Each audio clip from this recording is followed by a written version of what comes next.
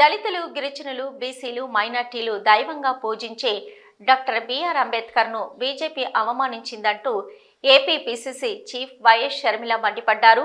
కేంద్ర హోంమంత్రి అమిత్ షా వ్యాఖ్యలు ఆ పార్టీ అహంకారానికి నిదర్శనమని విమర్శించారు.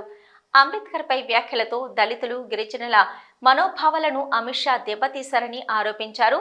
అంబేద్కర్ రాజ్యాంగాన్ని రద్దు చేసి మనుస్మృతిని అమలు చేసేందుకు సంఘ్ పరివార్తో కలిసి బీజేపీ కుట్రలు పన్నుతుందని షర్మిల సంచలన ఆరోపణలు చేశారు. మను సంస్కృతిని విశ్వసిస్తుంది కాబట్టే బీజేపీ అనుక్షణం రాజ్యాంగంపై దాడికి పాల్పడుతుందని అన్నారు. బహిరంగ సభా వేదికలతో పాటు సాక్షాత్తు పార్లమెంటులోనే అంబేద్కర్ను అవమానిస్తున్నారని, హేళన చేస్తున్నారని షర్మిల ఆవేదన వ్యక్తం చేశారు. రాజ్యసభలో అంబేద్కర్పై చేసిన వ్యాఖ్యలను ఉపసంహరించుకొని అమిత్ షా దేశ ప్రజలకు క్షమాపణలు చెప్పాలని డిమాండ్ చేశారు. అమిత్ షా వ్యాఖ్యలకు నిరసనగా ఏఐసీసీ పిలుపు మేరకు ఆంధ్రప్రదేశ్లో పలు నిరసన కార్యక్రమాలు చేపట్టాలని వైఎస్ షర్మిల తెలిపారు.